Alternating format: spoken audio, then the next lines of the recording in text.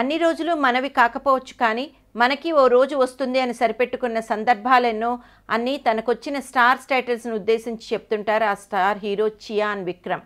తన పుట్టిన ఊరే తన నటనకి స్ఫూర్తి ఇచ్చిందని చెప్పే విక్రమ్ తన సొంతూరు పరమకుడిలో 3 నేషనల్ అవార్డ్స్ విన్నర్స్ ఉన్నారని, చారు హసన్, కమల్ హసన్, సుహాసినిలు తనకంటా ముందే జాతీయ పురస్కారాలను కైవసం చేసుకున్నారని, వారి స్ఫూర్తితోనే తాను జాతీయ స్థాయి నటునిగా ఎదిగానని చెప్తుంటారు.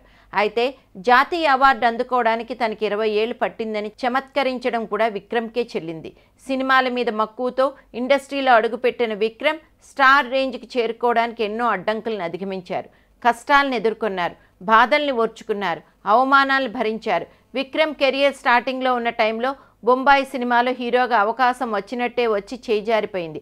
మణిరత్నం సినిమాలో ఎలాగైనా హీరోగా నటించాలనే కసితో తెలుగు, మలయాళ భాషల్లో లెక్కకు మించిన సినిమాల్లో నటించారు విక్రమ్. అయితే మణిరత్నం ఆఫీసు నుంచి విక్రమ్కి పిలుపు రావడానికి మాత్రం 14 ఏళ్ల సమయం పట్టింది. రావణ్ సినిమాతో మణిరత్నం సినిమాలో నటించాలనే కోరిక తీరింది.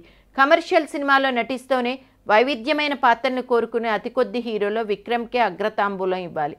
శంకర్ దర్శకత్వంలో వచ్చిన ఐ సినిమా కోసం విక్రమ్ పడ్డ కష్టానికి విమర్శకుల ప్రశంసలు దక్కాయి. శివపుత్రుడు చిత్రంలో తన నటనకి గాను విక్రమ్ ఉత్తమ నటుడిగా జాతీయ పురస్కారాన్ని అందుకున్నాడు. ప్రస్తుతం విక్రమ్ దర్శకుడు గౌతమ్ మీనన్ దర్శకత్వంలో నటిస్తున్న ధృవ నక్షత్రం సినిమాలో నటిస్తున్నాడు. సెప్టెంబర్లో ఈ సినిమా ప్రేక్షకుల ముందుకు రాబోతోంది.